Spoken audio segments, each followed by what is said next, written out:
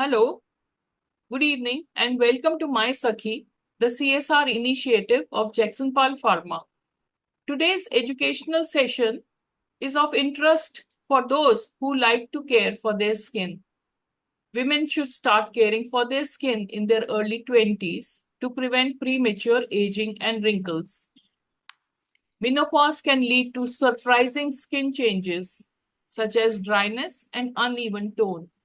Understanding these changes is key to restoring your skin's radiance. आज हमारे साथ experts हैं जो कि शेयर करेंगे हमारे साथ स्किन केयर की routine and how to keep your skin healthy besides addressing concerns like age spots, daily skin care, lasers, hair removal, treatments to maintain a youthful appearance. Comprehensive skincare and cosmetic treatments tailored to these changes can greatly enhance the well-being and dermatologist in case of any skin issues bothering you. Here, the experts are going to provide you today the information on available options in dermatology. Today's session is courtesy NetChroma. NetChroma is our unified division's product for skincare. Unified Division, a division of Jackson Pal. We welcome and thank the public and the doctors who have joined us today as participants. Today's program is in continuation with the ongoing series of Menopause Dialogues, which is led by Dr. Ragini Agarwal. She is a well-known gynecologist and menopause specialist who specializes in female sexual health. She is an accomplished aesthetic, functional, and urogyne surgeon in Gurugram, Haryana, at AA Derma Science Complete Clinic for Women's Health. She is the director there. She is also the incoming Secretary General of Indian Menopause Society. Welcome to you, ma'am. She is the founder and president of Indian Academy of Cosmetic Dermatology and Gynecology, besides holding so many prestigious posts at various doctors' forums. With her is Dr. Sonal Makhija. Dr. Sonal Makhija is a highly accomplished dermatologist with a decade of experience in clinical practice.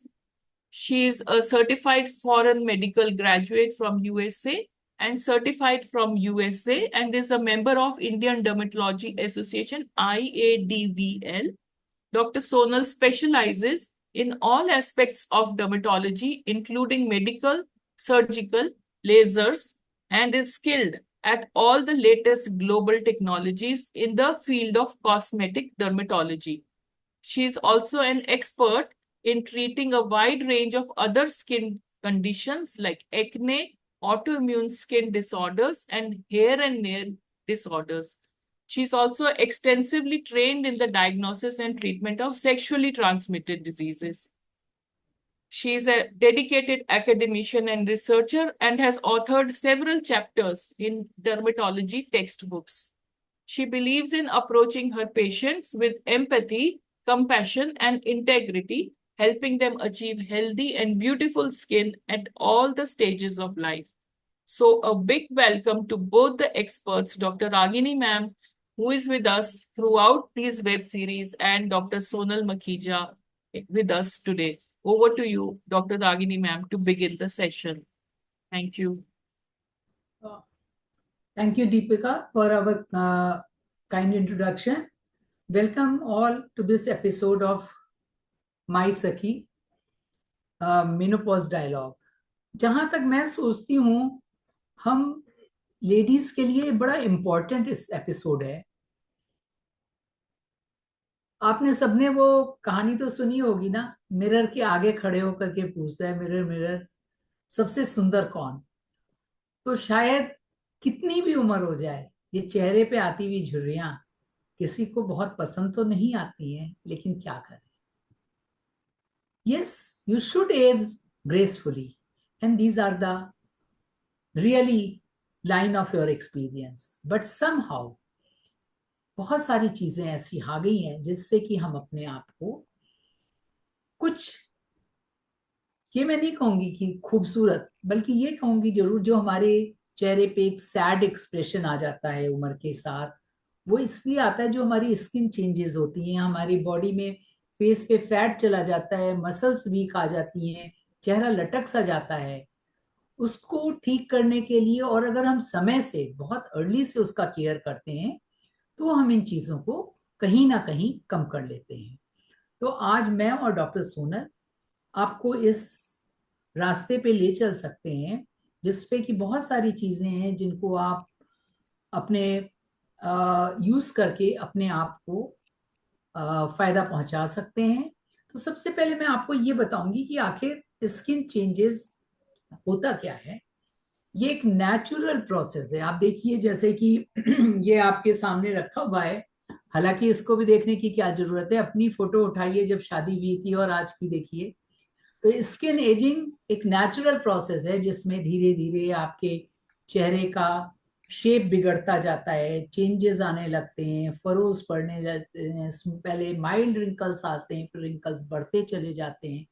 और ऐसा नहीं है ये सब 50-60 पे ही होता है, बहुतों को आप 30 साल वालों को भी देखोगे तो उनके चेहरे पे बहुत डिफरेंस नजर आता है। तो कहीं ना कहीं उसकी केयर आपको बहुत जल्दी होने लगती है। तो ये जो मेंटेनिंग हेल्दी यूथफुल स्किन है, इसके लिए हमें अंडरस्टैंड करना पड़ता है और सोचना पड़ता है।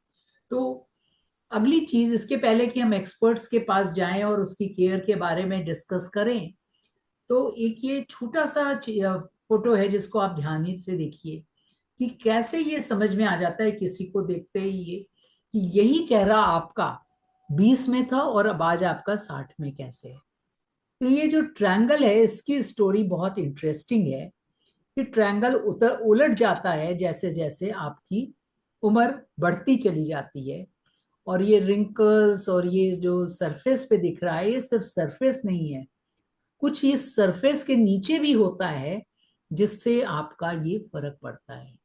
तो सरफेस के नीचे के लिए भी अब इलाज मौजूद है, जो आपको डॉक्टर सोनल से हम डिस्कस करेंगे और आपके सामने वो चीजें बताई जाएंगी। जैसे कि आपकी फैट जो जाने लगता है, जो आपके बोन्स है वो भी उम्र के साथ एब्जॉर्ब होने लगती है, इसीलिए कई बार आपकी जो ये चिन है वो अंदर की तरफ जाने लगती है। तो ये सारी चीजें भी फर्क पड़ता है। बहुत से लोगों ने, आपने फेस योगा का नाम सुना होगा कि फेस योगा करो तो आपके जो चेहरे पे आते हुए चेंजेस हैं वो रुक जाते हैं। तो योगा तो अपनी जगह है, हर एक को करना चाहिए। बॉडी की योगा आपकी बॉडी के लिए बहुत सारे चेंजेस करता है, और फेस योगा आपके फेस पे चेंजेस कर सकता है। लेकिन फिर भी समय से उसका आपको ध्यान रखना, धूप से बचना, पोल्यूशन से बचना, ये सब बहुत सारी चीजें आपको जरूरी हैं। तो डॉक्टर सोनल, ये जो हमने इनसे बातें की, तो आप हमें बताइएगा कि कॉमन स्किन चेंजेस क्या क्या होते हैं जो आप अपनी प्रैक्टिस में देखती हैं। Thank you doctor Ragini. So जैसे कि हम एज करते हैं से 20 साल से लेके 50-60 साल तक, तो कुछ चेंजेस होते हैं जो हमने जैसे पिक्चर्स में देखा था। तो अगर हम ऊपर से फेस को देखें तो फोरहेड पे हमारी रिंकल्स आ जाते हैं, फाइन लाइंस आ जाती हैं, आंखों के नीचे गड्ढे आ जाते हैं, आंखों के साइड्स में लाइंस शुरू हो जाती हैं, फेस पे फैट लॉस हो जाता है और स्किन पूरी नीचे की तरफ लटक जाती है, ढल जाती है। काफ़ी बार वेट लॉस के कारण भी सिमिलर पिक्चर होती है। उसके अलावा हमारी जो ये लाइंस होती है जिनको नेज़ोलेबियल लाइंस कहते हैं, ये बहुत प्रोमिनेंट होने लग जाती हैं बिकॉज यहाँ पे ये सैग कर जाता है स्किन पूरा। अलॉन्ग विद दैट लिप्स के आसपास भी, लिप्स भी पतले हो जाते हैं, लिप्स के आसपास भी झुर्रियाँ आ जाती हैं।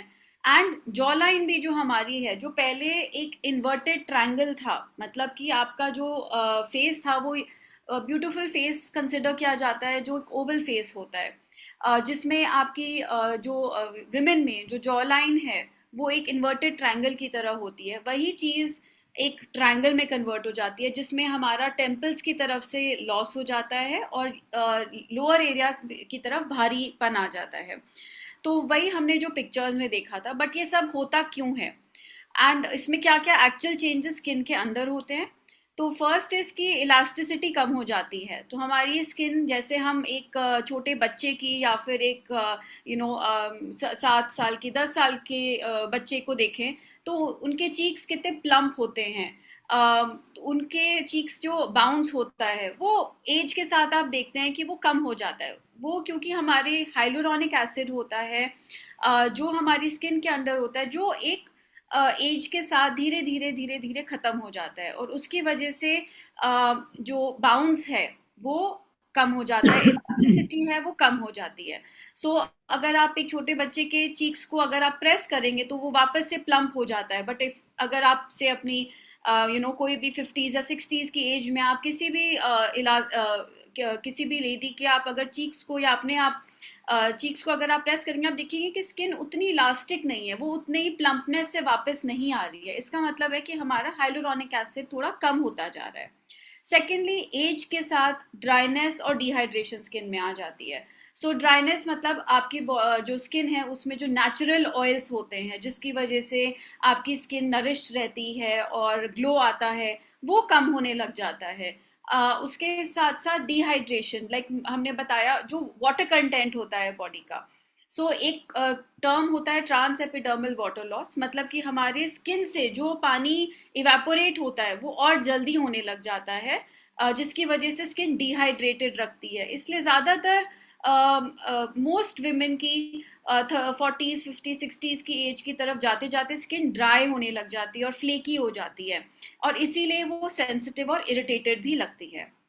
थर्डली, बिकॉज एजिंग के साथ, एज वी से, कि धूप में आपके एक्सपीरियंस जितना आपने ईयर्स जितने पास हो गए हैं, जितना आप धूप के अंदर रहे हो, उतने ही आपके पिगमेंटेशन इश्यूज भी होते हैं, क्योंकि धूप यूवी रेज जो होती हैं वो एजिंग को बहुत ज़्यादा कंट्रीब्यूट करती हैं। सो कुछ एजिंग होती है जो हमारे डीएनए और जेनेटिक्स की वजह से होती है, और कुछ एजिंग होती है जो एक्सटर्नल फैक्टर्स की वजह से होती है, जैसे हमारा स्ट्रेस है, लाइफस्टाइल है, डाइट है, और हमारे साथ साथ जो मेनली सन एक्सपोजर है। So age spots, sun damage और अनइवन स्किन टोन और भी ज़्यादा प्रोमिनेंट हो जाता है। कुछ लोगों को छाइयाँ शुरू हो जाती हैं। अपार्ट फ्रॉम दिस, स्किन पतली हो जाती है। सो जैसे हमने पहले डिस्कस किया था, स्किन अपनी डेंसिटी और थिकनेस को लूज कर जाती है और वो और फ्रेजाइल हो जाती है, बहुत सेंसिटिव हो जाती है। हल्की सी भी चोट लगने से कभी कभी ब्रूजिंग भी हो जाती है। So skin becomes more and more sensitive. So doctor Ragini, ये है जो चेंजेस कॉमनली हम देखते हैं एज के साथ।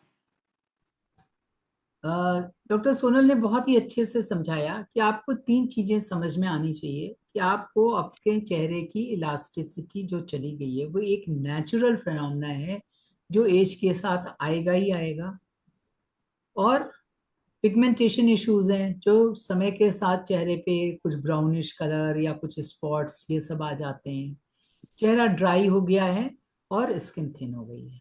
अब इनका रिवर्सल कैसे होना है? कुछ रिवर्सल आप कर सकते हो केयर करने से, लेकिन सारे रिवर्सल नहीं होते हैं, उनको आपको एक्सेप्ट करना होता है। ये 2 चीजों का हमें डिफरेंस समझना पड़ेगा, क्योंकि मेनोपॉज एक शाश्वत सत्य है किसी भी औरत की जिंदगी का, ये आएगा ही आएगा। इसके पीछे एक और भी बहुत बड़ी सी चीज है हाइलुरोनिक एसिड के साथ साथ जब हम औरतों की बात करते हैं, वो है ईस्ट्रोजन हार्मोन। जो कि ईस्ट्रोजन हार्मोन औरत के शरीर में उसकी सारी बुद्धि से लेकर के खूबसूरती तक, एक्टिविटी से लेके मेंटल फिटनेस तक, अगर कहें उसके पीछे सिर्फ एक राज है, वो राज है ईस्ट्रोजन। वो समय के साथ जाना है, उसको आप रोक नहीं सकते। उसको कैसे बचाना है वो हर स्टेप पे आपको बताने सोचना पड़ता है। कहीं एक्सरसाइज साथ देती है, कहीं न्यूट्रिशन साथ देता है, कहीं कुछ विटामिन लेने पड़ते हैं, कहीं कुछ केयर करनी पड़ती है। तो आज हम बात कर रहे हैं स्किन की, जिसके लिए हम धीरे धीरे एक एक चीजों पे बात करते चले जाएंगे, और उससे हमें ये क्लियरिटी आती चली जाएगी कि हम इसको किस हद तक रोक सकते हैं। ये जो हमने आपको बात बताया कि हार्मोनल शिफ्ट ईस्ट्रोजन का, ये आपको ध्यान रखना है। सेंसिटिविटी, अभी डॉक्टर सोनल ने आपको बतलाया कि सेंसिटिविटी के लिए एनवायरमेंटल फैक्टर भी बहुत काम करते हैं, और साथ में स्किन डिस्कलरेशन भी हो जाता है, वो भी एक इम्पॉर्टेंट चीज है। तो डॉक्टर सोनल, आप ये बताइए कि क्या क्या स्किन केयर रूटीन की बात करें अगर हम, तो एंटी एजिंग के लिए क्या क्या हमें इम्पोर्टेंट चीजें हैं जो हमें ध्यान रखनी चाहिए? सो एंटी एजिंग के लिए जो सबसे एक इम्पॉर्टेंट, जो most important skin care routine में हमारा प्रोडक्ट रहता है, that is sunscreen. So since sunscreen है जो एक प्रिवेंट कर सकता है हमारे सन डैमेज को. सो ये sunscreen from even from early 20s we should be applying sunscreen. So sunscreen है जो एक क्रीम होती है जो हमें सन के यूवी डैमेज से प्रोटेक्ट करती है. ये बहुत टाइप्स में आते हैं सनस्क्रीन्स. वो आपके डर्मेटोलॉजिस्ट आपको हेल्प कर सकते हैं कि आपके लिए कौन सा सनस्क्रीन अच्छा रहेगा. आजकल बहुत अच्छे सनस्क्रीन्स आते हैं जो चिप चिप भी नहीं होते हैं और आपकी ड्राई या ऑयली स्किन के अकॉर्डिंग होते हैं. So sunscreen is the most important product. तो अगर आपको एक प्रोडक्ट से आज शुरू करना है तो आपको एक सनस्क्रीन ज़रूर स्टार्ट करना है. अपार्ट फ्रॉम दैट कुछ नाम हैं जो आपने सुने होंगे, जैसे सीरम्स हैं, मॉइस्चराइजर्स हैं और रेटिनॉल्स हैं. सो सीरम्स जो होती हैं they are nothing but concentrated form of ingredients. So serum जो होती हैं वो एक स्पेसिफिक स्किन कंसर्न को हम टारगेट कर सकते हैं. जैसे कि किसी के फेस पे एजिंग की वजह से ज़्यादा पिगमेंटेशन हो गई है, किसी को स्किन पे ज़्यादा रिंकल्स हैं, किसी को एक्ने शुरू हो गए हैं. तो बहुत सारे तरीके के सीरम्स होती हैं जो जो भी आपका कंसर्न है उसके अकॉर्डिंग वो सीरम दी जा सकती है. अगेन सबसे इम्पोर्टेंट ये भी रह जाता है कि क्योंकि हमने डिस्कस किया है कि ड्राइनेस, डिहाइड्रेशन हो चुकी है, स्किन सेंसिटिव हो चुकी है, तो हम ये सब सीरम्स जो लगा रहे हैं बिकॉज दे आर इंग्रेडिएंट्स जो वर्क कर रहे हैं, so we also need to protect our skin. So moisturisation becomes very very important. So moisturisers जो अच्छे हों, जो सेरेमाइड बेस्ड हों, जो आपके स्किन बैरियर को प्रोटेक्ट करें. सो हमारे स्किन एक बैरियर होता है जो एक्सटर्नल एनवायरनमेंट से हमें प्रोटेक्ट करता है. थ्रू आउट द ईयर्स इतना हम our skin see so much stress, pollution, sun exposure, but skin barrier जो होता है वो इसको प्रोटेक्ट करके रखता है. बट ओवर टाइम ये स्किन बैरियर भी वीक होता रहता है जिसकी वजह से ड्राइनेस, सेंसिटिविटी आ जाती है. So moisturisation is very very important for in the anti ageing skin care routine. Apart from that जो एक गोल्डन एक प्रोडक्ट है जो ऑलमोस्ट मैजिक की तरह काम करता है, that is retinol. So retinol again is a very good ingredient, but ये आप सिर्फ अपनी डर्मेटोलॉजिस्ट की निगरानी में ही शुरू करिए क्योंकि इसका तरीका होता है, इसको कैसे अप्लाई करना होता है. बट ये काफ़ी ज़्यादा स्किन चेंजेस जो होते हैं from pigmentation, wrinkles, fine lines, इन सबको काफ़ी काफ़ी एक्सटेंड तक ये प्रोटेक्ट कर सकता है. So if you move on to the next slide, तो ये एक एक सैम्पल मॉर्निंग एंड इवनिंग का एक रूटीन है जो एक बेसिक कोई यूज कर सकते हैं हम. फर्स्ट इज मॉर्निंग में क्लेंजर जो आपका फेस वॉश रहता है. So face wash according to skin type लेना चाहिए. स्किन टाइप अगर आपकी ऑयली है तो oily skin type. Mostly for menopausal age group I prefer to give a sensitive face cleanser, जो सोप फ्री क्लेंजर्स होते हैं. वो वाले क्लेंजर्स यूज़ करने चाहिए क्योंकि हमें स्किन को एक्सेस ऑयल्स को हमें हटाना नहीं है, हम चाहते हैं कि स्किन मॉइस्चराइज रहे. सो सेंसिटिव स्किन के जो क्लेंजर्स आते हैं उससे आप अपना फेस वॉश करें. सेकेंडली जो भी ट्रीटमेंट सीरम आपके लिए रिक्वायर्ड है, फॉर एग्जाम्पल विटामिन सी, ये सब कुछ सीरम्स हैं जो आपने सुने होंगे आसपास सोशल मीडिया पे. सो विटामिन सी है, ये एक एंटीऑक्सीडेंट होता है जो पिगमेंटेशन में भी बहुत अच्छा हेल्प करता है और जो सन का एक्सपोजर होता है उसकी वजह से जो भी स्किन चेंजेस होते हैं उनको भी प्रोटेक्ट करता है. नाइसिनामाइड है जो एक सीरम है जो स्किन की सेंसिटिविटी को, रेडनेस को, पिगमेंटेशन को कम करती है. पेप्टाइड्स बहुत अच्छा एक इंग्रेडिएंट है जो स्किन के बैरियर को अच्छा बना के रखता है, जो हमारी स्किन को रिपेयर करता है. तो हम जैसे स्किन डैमेज कहते हैं कि with age skin is getting damage, तो पेप्टाइड्स उस रिपेयर में हेल्प करता है. हाइलोरॉनिक एसिड सीरम जो हमने अभी डिस्कस करा, दैट हाइलोरॉनिक एसिड डिप्लीट हो जाता है. सो ऑल्दो हाइलोरॉनिक एसिड एक बड़ा मॉलिक्यूल होता है, उसकी अब्जॉर्प्शन उतनी अच्छी नहीं होती है, बट स्टिल सुपरफिशियल स्किन में हाइड्रेशन लाने के लिए हाइलोरॉनिक एसिड बहुत अच्छा वर्क करता है. एंड कुछ केसेस में हार्मोन्स की वजह से अगर आपको एक्ने है तो उसके अकॉर्डिंग एंटी एक्ने प्रोडक्ट्स दिए जाते हैं. सो पहले आप फेस वॉश करते हैं, then we apply a treatment serum. Then जब हम फेस को ध्यान देते हैं तब हम अंडर आई को भूल जाते हैं, बट अंडर आई एरिया जो होता है वो सबसे पहला एरिया होता है विच undergoes ageing. So under eye area में फैट लॉस होता है, हमारे आईज के नीचे फैट पैड्स होते हैं जो with age even in our early 30s ये कम होने लग जाता है, जिसकी वजह से आईज के नीचे डार्क सर्कल्स या गड्ढे होने लग जाते हैं, डार्कनेस आ जाती है शैडो इफेक्ट की वजह से, और झुर्रियाँ भी शुरू हो जाती हैं क्योंकि यहाँ की स्किन बहुत ही पतली होती है. तो सबसे पहले हमें आई को इग्नोर नहीं करना चाहिए या फिर बहुत देर में जाके नहीं सोचना चाहिए. Even in our early 30s we should start using an under eye cream, जो स्पेशल क्रीम्स होती हैं आई एरिया के लिए, followed by a good moisturiser. And along with that हम एक broad spectrum SPF 50 3A+ sunscreen use करते हैं जो हर 2 से 3 घंटे आपको रीअप्लाई करना चाहिए. कोई भी सनस्क्रीन होता है उसका इफेक्ट 2 से 3 घंटे तक ही रहता है. हमें अगेन एंड अगेन रीअप्लाई करना चाहिए. सनस्क्रीन बहुत लोग मानते हैं कि सनस्क्रीन बहुत चिपचिप होता है, हमें लगाना नहीं अच्छा लगता है इस चिपचिपे जैसे आजकल का मौसम है इसमें. बट आजकल बहुत अच्छे सनस्क्रीन्स आते हैं जो बिल्कुल वाटर बेस्ड होते हैं या जेल बेस्ड होते हैं, जो इवन इस टाइप के वेदर में काफ़ी अच्छा इफेक्ट उनका आता है. Along with that when we lips को अगेन हमें इग्नोर नहीं करना चाहिए क्योंकि जैसे पिगमेंटेशन हमारे फेस पे आ रही है वैसे लिप्स पे भी आ रही है. लिप्स के लिए भी लिप बाम्स आती हैं SPF 15 तक की सनस्क्रीन लिप बाम्स आती हैं जो हम यूज़ कर सकते हैं. मॉर्निंग ये एक काफ़ी एक्सटेंसिव अच्छा रूटीन है मॉर्निंग का. नाइट के लिए अगेन हम क्लेंस करते हैं. अगर आप में से कोई भी मेकअप लगाते हैं तो आपको डबल क्लेंजिंग करनी चाहिए. मेकअप को पहले अच्छे से रिमूव करना चाहिए, उसके बाद फिर फेस वॉश करना चाहिए. Then we move on to our treatment serums.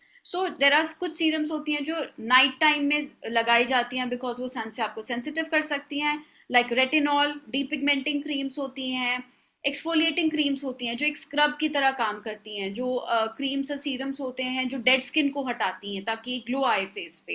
And targeted creams depending on जो भी आपका स्पेसिफिक कंसर्न है. अगेन अंडर आई क्रीम और एक अच्छा मॉइस्चराइजर, ये एक बहुत एक्सटेंसिव और अच्छा रूटीन है. अगर आप ये फॉलो करें तो आप काफ़ी हद तक अपने स्किन की एजिंग को आप प्रिवेंट कर सकते हैं.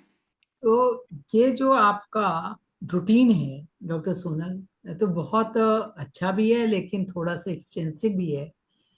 तो इसको आपने बताया पेप्टाइड भी लगाना है, ये भी लगाना है, तो कैसे कोई सोचेगा क्या वो सारे के सारे मिले हुए सीरम भी आते हैं जिनमें सब कुछ होता है? ऐसे कुछ day creams and night creams के नाम से आती हैं कुछ ऐसे प्रोडक्ट्स जिनमें 2 या 3 प्रोडक्ट्स मिले होते हैं. कुछ क्रीम्स ऐसी होती हैं जिनमें मॉइस्चराइजर है, विटामिन सी और सनस्क्रीन भी है. तो ऐसे कुछ प्रोडक्ट्स भी आते हैं, but depending on your concern, अगर आपका कंसर्न ज़्यादा है तो अलग से लगाने पड़ते हैं, वरना अगर even if you apply a good day cream with sunscreen in it, as long as कि वो SPF 50 है, तो कुछ केसेस में वो भी चल सकता है डिपेंडिंग ऑन कि कितनी एजिंग प्रोसेस है. और इन सब सीरम्स में से सारे लगाने ज़रूरत नहीं होती है, जो भी आपका कंसर्न है उसके अकॉर्डिंग दो मॉर्निंग में 2 प्रोडक्ट्स और नाइट में 2 प्रोडक्ट्स अगर आप ये फॉलो कर पाए तो बहुत बेनिफिट हो सकता है. तो अगर हम आपके बात को समअप करें तो एक बहुत ही सुंदर सा एक राइम कर सकते हैं. सुबह उठ के सबसे पहले चेहरे को साफ करना है, और जरूरी है ये कि अब आप लाइफ बॉय से अपना मुंह ना धोएं. यस, यही आप कहना चाह रहे हो ना? एब्सोल्युटली. लाइफ बॉय तो से या डेटॉल साबुन लेकिन से मुंह नहीं धोना है. हाँ, क्वेश्चन ये है कि मुझे एक्नी होते हैं तो आप डब्बी नहीं यूज कर सकते हो. तो इसलिए आपको अगर कोई खास प्रॉब्लम है, नॉर्मल स्किन नहीं है आपको, है तो आपको थोड़ी सलाह की जरूरत है. सफा एक बार क्लीन करने के बाद फिर आप मॉइस्चराइज करोगे. और लेकिन अगर सीरम अप्लाई करना है तो मॉइस्चराइजर के पहले लगेगा, क्योंकि वो नीचे की लेयर में अपना काम करेगा, मॉइस्चराइजर उसको ऊपर से हाइड्रेट करेगा. फिर आप और आगे बढ़ते हैं तो अगला लेयर जो आता है उसको बॉडी में आपको एब्जॉर्ब नहीं करना है, उसको आपको सन की लेयर को एब्जॉर्ब करने के लिए रोकना है. तो सन स्क्रीन सबसे बाद में आएगा. सन स्क्रीन मॉइस्चराइजर को रिप्लेस नहीं कर सकता है, अनटिल अनलेस वो कोई ऐसी जादू की छड़ी है तो बात अलग है. अब आपको जो ये आपने सनस्क्रीन इस्तेमाल करना है, तो ये आपका ये भी देखना है कि वो हर किस्म की रेस से बड़ा है, और वो 15 से चलते चलते कब 50 पे पहुंच गया वो मालूम नहीं पड़ा मुझे भी, लेकिन ये है कि आज की तारीख में 30 और 15 का कोई रोल नहीं रह गया है, 50 प्लस चाहिए। लेकिन अगर आप कुछ भी कर लो, आप अगर आपकी बॉडी में कैल्शियम की कमी है, विटामिन डी की कमी है, आपको अनीमिया है, आपके खाने में प्रोटीन नहीं है, और आप जंक फूड खाते हो, तो ये बाहरी सुंदरता आपकी सुंदरता को, जैसे आपने मेकअप को उतारा, आपकी असली सुंदरता आपके चेहरे पे दिखने को लगेगी। तो ये बहुत जरूरी है कि अपने खाने पे आप ध्यान रखें। इस उम्र में प्रोटीन की उतनी ही जरूरत है जितने यंग एज में जरूरत होती है, क्योंकि इस समय आपका मसल लॉस ज्यादा हो रहा होता है। With every year after 60, muscle loss और बोन लॉस बहुत तेजी से होता चला जाता है। आपको अपने मसल्स को संभालना है, आपको अपने बोन्स को संभालना है, और अपने को हाइड्रेटेड रखना है। तो पानी पीना मत भूलिए। कई बार प्यास नहीं लगती है और पानी नहीं पीते हैं, लेकिन अल्टीमेटली शाम तक वो नुकसान पहुंचाएगी। तो एंटी एजिंग के लिए और आजकल क्या क्या नई चीजें आपके पास आ गई हैं डॉक्टर सोनल? जैसे कि हमने डिस्कस किया कि ठीक है, हम घर पे क्रीम्स लगा रहे हैं, सनस्क्रीन लगा रहे हैं, बहुत सारे प्रोडक्ट्स लगा रहे हैं, फिर ये सब कॉस्मेटिक ट्रीटमेंट्स कराने की क्या ज़रूरत है? सो जो भी क्रीम्स होती हैं वो एक लेवल तक ही काम कर सकते हैं, क्योंकि उनकी पेनिट्रेशन उतनी ही डीप होती है। हम उसको फैट की लेयर तक, या फिर हम उसको अपने स्किन के अंदर जहाँ कोलेजन होता है उस लेयर तक हम नहीं पहुंचा सकते हैं, क्योंकि स्किन की अब्जॉर्प्शन जो होती है क्रीम्स की, वो एक सुपरफिशियल लेयर तक होती है। तो डेफिनेटली हम मॉइस्चराइजेशन प्रोवाइड कर सकते हैं, हम सुपरफिशियल रिंकल्स को हेल्प कर सकते हैं, जो सुपरफिशियल पिगमेंटेशन है उसको हम क्रीम से ठीक कर सकते हैं। बट जो हमारा चेहरा ढल गया है, या फिर जो हमारा कोलेजन लॉस हो गया है, उसको हमें स्टिमुलेट करना है, उन सब चीज़ों के लिए हमें एंटी एजिंग ट्रीटमेंट जो हम क्लिनिक में करते हैं उनकी ज़रूरत पड़ती है। सो कुछ कॉमन ट्रीटमेंट्स हैं जो आपने सुने भी होंगे, जैसे कि इंजेक्टेबल्स होते हैं, बोटॉक्स होता है, फिलर्स होते हैं। सो बोटॉक्स एक प्रोडक्ट होता है जो आपकी मसल्स को रिलैक्स करता है। तो जो हमारी झुर्रियाँ होती हैं, जो कॉन्स्टेंटली इतने सालों में हमने इस तरीके का मोशन किया होता है, या स्माइल करते हैं तो यहाँ पे रिंकल्स आती हैं, इन सब की वजह से जो आपकी यहाँ पे लाइंस बनने लग जाती हैं, फोरहेड पे, आईज के अराउंड लाइंस बनने लग जाती हैं, इन सब को रिलैक्स करने के लिए और फोरहेड की जो रिंकल, फोरहेड को एकदम स्मूथ टेक्सचर देने के लिए बोटॉक्स के इंजेक्शंस करे जाते हैं, जो हर 3 से 4 महीने आप करा सकते हैं, या साल में 2 बार भी करा सकते हैं।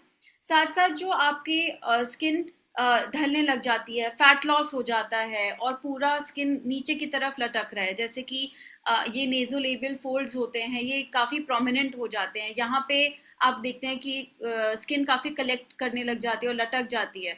इनके लिए हम डर्मल फिलर्स करते हैं। डर्मल फिलर्स कुछ नहीं है, सिर्फ हाइलुरोनिक एसिड है जो हमारी स्किन में ऑलरेडी था, जो हम लूज कर चुके हैं, सिर्फ उसको हम एक्सटर्नली सही जगह पे सही तरीके से प्लेस करते हैं, ताकि आपकी स्किन वापस से जो वॉल्यूम है, और वापस से जो एक हमने एक इन्वर्टेड ट्रायंगल चेहरा था उसको अचीव करने की कोशिश में हम डर्मल फिलर लेजर ट्रीटमेंट्स होते हैं। सो लेजर क्या होता है? एक लेजर एक फोकस्ड लाइट होती है जो कुछ वेवलेंथ पे होती है, जो जाके स्किन के अंदर, डिपेंडिंग ऑन किस टाइप का आप लेजर का यूज कर रहे हैं, वो उस लेजर के वो उस कंसर्न को टारगेट करती है। फॉर एग्जाम्पल लेजर्स होते हैं जो आपके पिगमेंटेशन को टारगेट करते हैं, कुछ लेजर्स होते हैं जो आपके फाइन लाइंस, रिंकल्स को टारगेट करते हैं, जो सन डैमेज है उनको टारगेट करते हैं। कुछ ज़्यादातर लेजर्स जो होते हैं वो कोलेजन, जो हमारे स्किन के नीचे एक कोलेजन होता है जो विद एज डिप्लीट हो रहा होता है, उस कोलेजन को हम स्टिमुलेट करते हैं कि ये और रिपेयर हो और बने, क्योंकि अब तो ये कम होता जा रहा है विद एज, और इसको कोई रीजन नहीं है फिर से बनने का, बट हम लेजर से इसको स्टिमुलेट करते हैं ताकि फिर से कोलेजन बने और हमारी स्किन की जो एजिंग है वो प्रोसेस स्लो डाउन हो जाए। So apart from this deeper treatments, कुछ केमिकल पील्स होती हैं जो आपकी डल डेड स्किन को रिमूव कर सकते हैं। ये एक बहुत ही आजकल की केमिकल पील्स होती हैं, बहुत अच्छे फॉर्मुलेशन में आती हैं, इनमें साइड इफेक्ट्स नहीं होते हैं।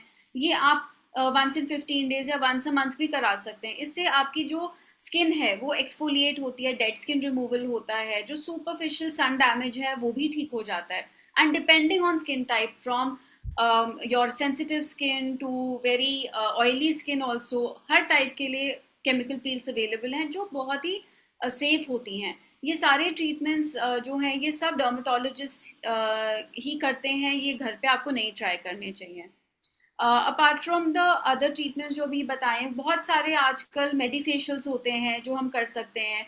जैसे हाइड्रोफेशियल होता है, वो हमारी स्किन में प्लम्पनेस, सुपरफिशियल प्लम्पनेस लाता है। जैसे कि फर्स्ट ट्रीटमेंट आप देख रहे हैं, इस तरीके के बहुत मेडिफेशियल्स या वेरी गुड, वो स्किन को क्लेंस करते हैं। अपार्ट फ्रॉम डिफ्रेंशिएटिंग फ्रॉम जो आपके सलोन में आप फेशियल कराते हैं, ना तो वो आपके स्किन टाइप के अकॉर्डिंग होते हैं, ना वो एक ट्रेंड प्रोफेशनल के अकॉर्डिंग होते हैं। जब हम अपने हर एक ऑर्गन के लिए स्पेशल डॉक्टर के पास जाते हैं, तो जो सबसे बड़ा आपका ऑर्गन है, जो स्किन है, उसके लिए हम पता नहीं क्यों पार्लर पे चले जाते हैं और स्किन स्पेशलिस्ट पे नहीं जाते हैं। तो हमें अपने स्किन की हाइड्रेशन और स्किन की प्लम्पनेस को मेंटेन करने के लिए, ग्लो को मेंटेन करने के लिए हम हाइड्रोफेशियल्स के लिए ऑप्ट कर सकते हैं, या फिर बहुत तरीके के मेडिफेशियल्स होते हैं जिनको हम ऑप्ट कर सकते हैं। अपार्ट फ्रॉम दैट कुछ ट्रीटमेंट्स होते हैं, पीआरपी, जैसे पीआरपी ट्रीटमेंट होता है फेस के लिए, काफ़ी अच्छा ट्रीटमेंट होता है। उसमें हम कुछ ग्रोथ फैक्टर्स होते हैं जिनको आपके ब्लड से लिया जाता है और आपकी स्किन पे अप्लाई किया जाता है। इससे बहुत ही अच्छा ग्लो आता है फेस पे, जो सुपरफिशियल डलनेस है वो रिमूव होती है, एक फाइन लाइंस होती हैं वो रिमूव होती हैं। सो इस काफ़ी ट्रीटमेंट्स होते हैं जिनको कंबाइन करके आपके कंसर्न के अकॉर्डिंग हम ट्रीट कर सकते हैं। ये डॉक्टर सोनल ने आपको बहुत अच्छे से बताया। देखिए, यहाँ पे दो बातें आप लोगों को समझनी पड़ेगी। हमारी बॉडी जो है, उसमें जब हमारी उम्र धीरे धीरे बढ़ती है, तो कोलाजन नाम की जो एक कोलाजन और इलास्टिन करके दो टिश्यूज होते हैं, जो हमारी बॉडी में इलास्टिसिटी लाते हैं, और उनका जब टेक्सचर चेंज होता है तो उसके साथ साथ चीजें लूज हो जाती हैं। ये कोलेजन हमारे फेस पे भी चेंजेस लाता है और वेजाइना में भी चेंजेस लाता है। इसीलिए बहुत सारी लेडीज को जो उम्र के साथ नीचे वेजाइना में इचिंग, ड्राइनेस, ये सब होना शुरू हो जाता है, क्योंकि वो एरिया भी स्किन का ही पार्ट है। तो इस ढंग के ट्रीटमेंट वहां पर भी अब अवेलेबल है, जो हम आगे आने वाले एपिसोड में आपके इंटीमेट हेल्थ को भी इन्हीं नए मोडालिटीज के साथ कैसे एड्रेस किया जा सकता है, वो हम सारे डिस्कस करेंगे। अब जब हम स्किन की बात करते हैं, तो स्किन का दूसरा चीज होता है हेयर। हेयर जो है समय के साथ आपका थिन होना शुरू हो जाता है, वाइट होना शुरू हो जाता है। और ये हेयर की थिनिंग आपके बॉडी में हर जगह की थिनिंग में दिखती है, वजाइना के आपके इंटीमेट पार्ट में भी दिखती है, लेकिन यहाँ पर हम फोकस कर रहे हैं हेयर के ऊपर। तो डॉक्टर सोनल, हेयर की थिनिंग के लिए आप क्या बताना चाहेंगी? कैसे इसको हम थोड़ा सा बेटर रख सकते हैं? सो हेयर थिनिंग के बहुत सारे कॉजेज होते हैं, एंड कॉज को अगर हम पहले से एड्रेस करें या फिर प्रिवेंट करें फ्रॉम अर्ली 20s ओनली, तो दैट इज़ द बेस्ट। सो अपनी डाइट अच्छी रखना, अपने हॉर्मोन्स को मेंटेन करके रखना with exercise and a good diet. Apart from that, using the right kind of products, skin and a good protein rich diet, इन सब से आप अपनी हेयर को मेंटेन कर सकते हैं। But with age female pattern hair loss होता है, जो जैसे डॉक्टर रागिनी ने पहले समझाया था, हार्मोन्स की जो चेंजेस होते हैं, जो एस्ट्रोजन की डेफिशिएंसी की वजह से a lot of times 30s में भी, एज में, बिकॉज ऑफ पीसीओडी, बहुत सारे लोगों में, बहुत सारे विमेन में हेयर फॉल हो जाता है और काफ़ी एक्सेसिव हेयर लॉस भी हो जाता है। सो हेयर थिनिंग के लिए बहुत अच्छी मोडालिटीज़ हैं जो अवेलेबल हैं, जिससे हम इवन इफ आपको हेयर फॉल काफ़ी ज़्यादा हो चुका है, हम उसको काफ़ी हद तक ट्रीट कर सकते हैं। So minoxidil is a very good molecule जो आपके डर्मेटोलॉजिस्ट आपको प्रिस्क्राइब कर सकते हैं, जिसको लगाने से आपका जो हेयर ग्रोथ है वो भी अच्छा होता है, और जो हेयर फॉल हो रहा है वो भी धीरे धीरे करके रुक जाता है। So minoxidil is one very very miraculous medication. जैसे मैंने पहले रेटिनॉल के लिए बोला था, वैसे मैं बोलूँगी कि minoxidil for the hair, minoxidil is a very good treatment which can help with hair growth. Along with that, hair supplements होते हैं। सो अगर आप सब कुछ कर रहे हैं, बट यू नो आप, and specially in women, we are not taking care of our self, we are not proactive about our own health, because of which vitamin D deficiencies, vitamin B12 deficiencies, iron deficiencies, protein deficiencies, ये सब हमारी body में रहती हैं। अगर हम इनको address नहीं करते हैं, along with that even other hormonal factors like thyroid होता है कुछ लोगों में. तो इन सब कॉजेज की वजह से हेयर फॉल होता है, और आप अपने जो भी तेल लगा रहे हैं घर पे, जो भी आप होम रेमेडीज कर रहे हैं, उसके बावजूद भी आपका हेयर ग्रोथ अच्छी नहीं हो पाती है या थिकनेस नहीं आ पाती है. सो इन सच केसेस आपको इन्वेस्टिगेट कराना चाहिए और अपने डॉक्टर से हेयर सप्लीमेंट्स लेने चाहिए. अगर आपको पीसीओडी है, हो सकता है कि आपके डॉक्टर आपको कुछ हार्मोनल मेडिकेशंस प्रिस्क्राइब करें जिसकी वजह से जो हेयर लॉस है वो स्टॉप हो जाए. कुछ ग्रोथ फैक्टर थेरेपीज होती हैं, जैसे प्लेटलेट रिच प्लाज्मा, जैसे हमने फेस के लिए डिस्कस किया था, उसके इंजेक्शंस होते हैं जो हम आपके सीरम से लेते हैं and injected into the scalp. इसके 4 से 6 सेशन. सो हेयर के लिए अभी धीरे धीरे लोगों की ड्रेस सेंस चेंज होती चली जा रही है. इवन लेडीज जो आफ्टर 40-45, आज के specially in metro cities, they are all started wearing skirts and all. So क्या ये इस एज में भी लेजर हेयर रिडक्शन का कोई रोल है? क्या आप लोग ऑफर करते हैं? Yes, so laser hair reduction is one is that definitely cosmetic reasons के लिए करा जाता है. ये किसी भी एज ग्रुप में हो सकता है. It is absolutely safe. The only thing is that laser hair reduction की जो टेक्नोलॉजी है वो वाइट हेयर पे काम नहीं करती है, क्योंकि लेजर हेयर रिडक्शन की जो टेक्नोलॉजी वो मेलेनिन पे डिपेंड करती है, जो आपके बालों का ब्लैक या ब्राउन पिगमेंट है उस पर डिपेंड करती है. सो लेजर हेयर रिडक्शन अगर आपको अपने आर्म से, अंडर आर्म से, बिकिनी एरिया से, लेग से, anywhere in the body, even face पे अगर हार्मोनल हेयर आते हैं, उससे हमें ट्रीट करना है. We can treat it using laser hair reduction, except white hair may not be affected by the laser. Otherwise, there is no age limit to doing laser hair reduction. And laser hair reduction ना सिर्फ cosmetic reasons के लिए, काफ़ी time कुछ medical reasons के लिए भी laser hair reduction को एडवाइस करा जाता है.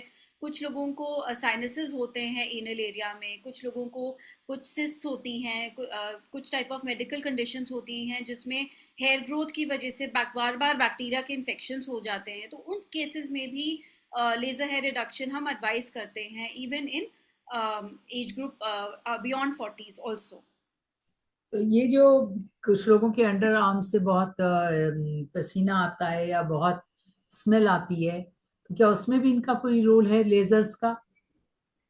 यस, सो जब हम कहते हैं कि हमारे अंडर आर्म्स में फॉर एग्जांपल स्मेल आती है, वो स्मेल इसलिए आती है, सिर्फ पसीना itself does not smell, but क्या होता है कि जब पसीना एक्सेसिव पसीना आता है, एक्सेसिव स्वेटिंग होती है और हेयर में वो ट्रैप होता है, उसकी वजह से बैक्टीरिया ग्रोथ या फिर इन्फेक्शन के चांसेस रहते हैं, जिसकी वजह से कुछ लोगों में बहुत फाउल स्मेलिंग ओडर आ जाता है. तो अगर लेजर हेयर रिडक्शन एक बेसिक हाइजीन फॉलो करने के लिए भी as a choice can be offered to any woman who wants it. Okay. So अगर आज की पूरी जितनी उसको हम लोगों ने सबने बहुत ध्यान से सुना, और बहुत सारी चीजें हैं जो हम बहुत सिंपल ढंग से अगर पहले रूटीन को ही अपना लें, तो कोई जरूरी नहीं है कि अगर हमें बहुत ज्यादा यंग लगने का वो नहीं है तो कोई जरूरी नहीं है कि हम इंजेक्टेबल और ये सब पर जाएं. लेकिन एक उसमें बहुत ही अट्रैक्टिव ऑप्शन जो मुझे दिखा वो पील का दिखा, जो कंपेरेटिवली उतना कॉस्टली भी नहीं पड़ेगा, और उसका जो मतलब treatment it is much much simpler also, कि हम अपने डेली रूटीन के साथ उसमें पील्स को ऐड कर सकते हैं, या जैसे कि आपने ग्रोथ फैक्टर इंस्टॉलेशन बताया, पीआरपी थेरेपी बताई. आई थिंक लेजर और इंजेक्टेबल से तो वो भी काफी हमारी पॉकेट पे कम पड़ती होगी. तो आप क्या कुछ की टेक मैसेज लोगों को देना चाहेंगी? सो सबसे पहले हमें एज को एम्ब्रेस करना चाहिए, हमें इससे भागना नहीं चाहिए, हमें इससे डिसअपॉइंट नहीं होना चाहिए. It is a part of life, और हमें सिर्फ with ageing all we have to take our confidence along with us. हमें ये नहीं होना चाहिए कि हम अपनी 20s और 30s की फ़ोटो को देख के हम सोचें कि हम ये वापस इस तरीके के हो जाएं और डिसअपॉइंट हो. This is nature and there is a beauty to it. हम सबको अपनी मम्मियाँ कितनी सुंदर लगती हैं despite their age, because there is beauty to that experience. जो हमारे रिंकल्स होते हैं, फाइन लाइंस होती हैं, ये सब एक एक्सपीरियंस शो करता है. इस सब में स्ट्रगल्स दिखती हैं विमेन की. So there is a lot of there is a lot of beauty to ageing also. But still हमें अपने फील गुड के लिए, we want to pamper ourselves, we want to feel good and young, एंड अपनी age को हम एक थोड़ा सा स्लो डाउन करना चाहते हैं, then definitely we can embrace ageing. Routine establish करना, आई वुड से सनस्क्रीन एक बहुत ही सिंपल तरीका है। अगर आप टुडे आफ्टर टुडेज टॉक अगर आप एक चीज से स्टार्ट करना चाहते हैं, तो आप अपने डर्मेटोलॉजिस्ट से बात करके एक अपने लिए अच्छा सनस्क्रीन स्टार्ट करें। That is the first step you can do. सबसे सिंपल है, आपके पास टाइम भी नहीं है तो आप एक सनस्क्रीन से स्टार्ट करें, क्योंकि उससे एक तो आपका एक रूटीन बनता है। It is also skin care routine is also form of self care. So जब हम विमेन स्पेशली हम इतना भाग दौड़ कर रहे होते हैं, बच्चों को स्कूल भेजना है, हमें अपने घर में खाना बनाना है, ऑफिस जाना है, इतना कुछ काम होता है, we can spare 2 minutes to just take care of ourselves, and that is a form of self care also. So एक अपना रूटीन एस्टैब्लिश करें विद योर डर्मेटोलॉजिस्ट, और किस तरीके से उसको लगाना है वो अच्छे से समझिए। अगर आपके पास if you are interested in taking care of your skin a little better, there are her cosmetic treatment से डरना नहीं है। सारे ट्रीटमेंट्स इंजेक्शंस के थ्रू नहीं होते हैं। आजकल बहुत ही माइल्ड ट्रीटमेंट्स होते हैं जिसमें आप क्लिनिक में जाके ट्रीटमेंट करा के विदाउट एनी रेडनेस भी आप बाहर आते हैं। इसमें कोई घर पे बैठने की जरूरत नहीं पड़ती। आजकल टेक्नोलॉजी बहुत एडवांस हो चुकी है।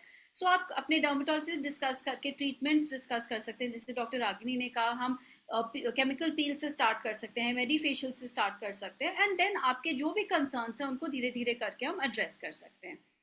And lastly, stay proactive. Prevention is the best cure. So अगर आप अपने जो भी हमारे ऑडियंस में हैं जो अपने अर्ली 20s 30s में हैं, आप it's never too late to start. आप अभी से स्टार्ट करिए। Thank you so very much, Dr. Ragini Agarwal and Dr. Sonal Makhija, ma'am. Such valuable insights today. And I think there was one more question that I saw, ma'am. Any topical that can be a substitute for Botox for forehead? तो definitely हम सब Botox से भागते हैं, but Botox का अपना एक role होता है। सो अगर आप botox is mainly use to relax the muscles, ताकि आपके जो रिंकल्स हैं वो कम दिखें। फॉर एग्जांपल फोरहेड पे जब हम आईब्रोज रेज करते हैं, यहाँ रिंकल्स दिखती हैं, वो कम दिखें। बट इसके लिए थोड़ा सा साइंस समझना पड़ता है कि Botox is basically relaxing the muscle, और वो मसल रिलैक्स करती है क्योंकि मसल्स देखो हमारी काफ़ी रेजिलियंट होती हैं, वो बहुत कॉन्ट्रैक्ट कर सकती हैं, पर हमारी स्किन उतनी सी स्ट्रेच होती है। स्किन उतना ज़्यादा नहीं स्ट्रेच कर सकती है जितना मसल कर सकती है, जिसकी वजह से रिपीटेड मूवमेंट्स, हमने इतने साल से इतना स्माइल करते हैं, परेशान रहते हैं, कितने इमोशंस हम दिखाते हैं, जिसकी वजह से जो लाइंस हैं वो स्किन पे दिखना शुरू हो जाती हैं। जब हम बोटॉक्स के इंजेक्शंस लगाते हैं, हम इस फोरहेड के अंदर जो मसल होती है उसको रिलैक्स करते हैं, और उसकी वजह से जो मूवमेंट होता है, मतलब जब once we have done botox, तो हम कितना भी एक्सप्रेस कर रहे होते हैं पर हमारी मसल्स उतनी कॉन्ट्रैक्ट नहीं करती हैं। सो उसकी वजह से जो आगे जाके जो स्किन की बार बार ये जो स्ट्रेचिंग होती है, जो एक मूवमेंट होता है, वो रिस्ट्रिक्ट हो जाता है, जिसकी वजह से रिंकल्स आगे जाके कम बनती हैं।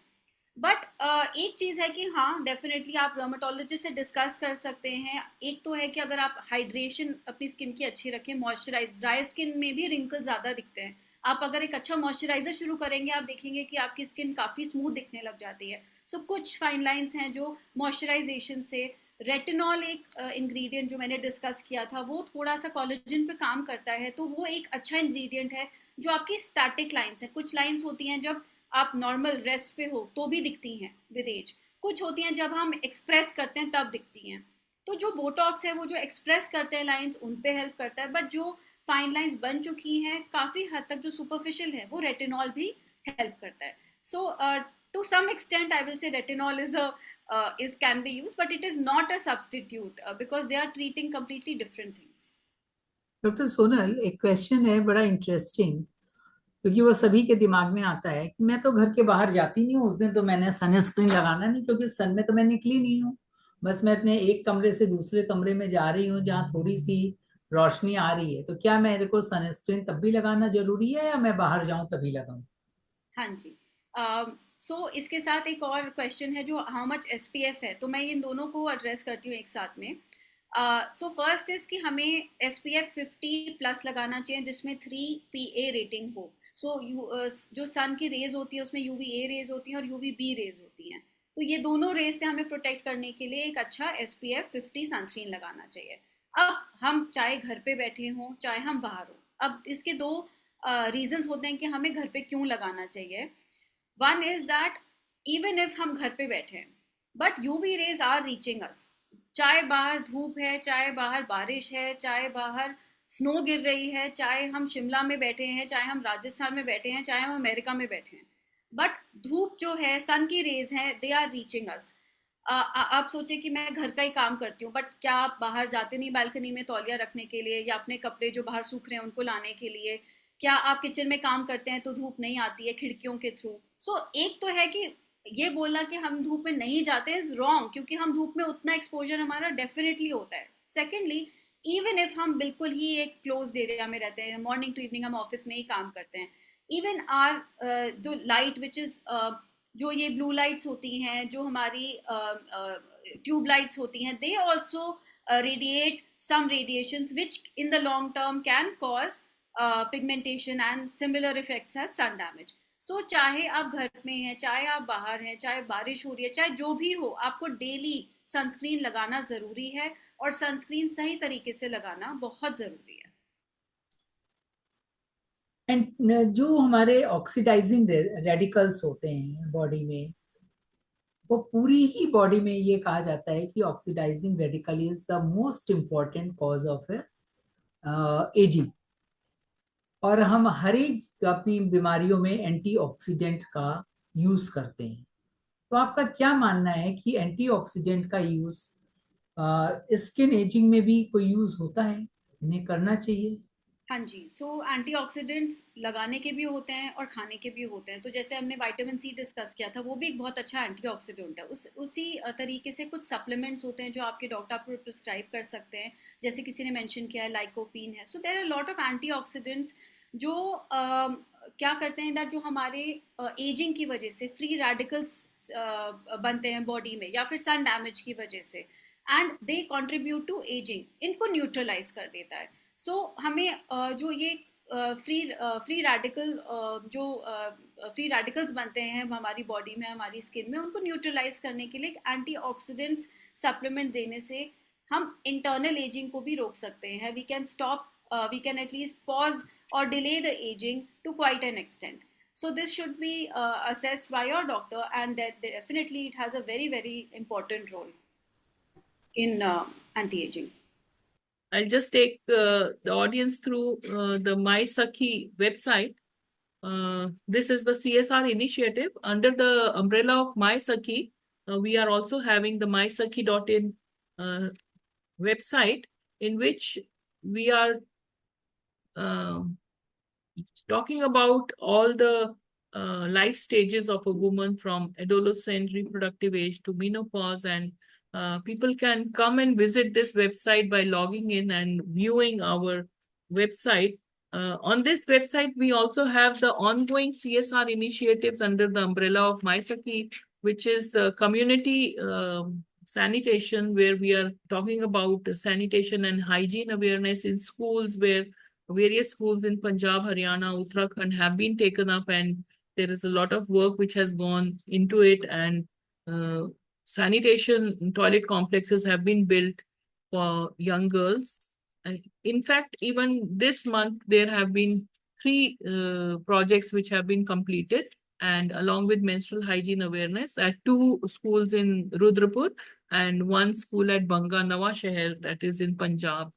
So once you go to mysakhi.in, you will be able to view these sanitation programs also. In this mysakhi.in, we provide educational content with public awareness programs like the one we have today. And we have the recordings also available on this MySakhi events page.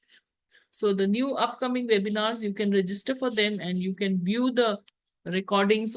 Any more question, Deepika? Or yes, ma'am. And for that also, I would request you to take out the lucky draw of 3 people. In the attendee name, I'm very happy to see the mails. So my first goes to Mr. Amjad Satar. Kashish. SHEKR Shekhar, Shivani Bansal, Ranjana Ethnas. So Yes. congratulations, all the 5 winners. Thank you so much. Bye. Thank you Bye. so much, both the experts with us, all the attendees with us today. Thank you. Bye-bye. We see you again.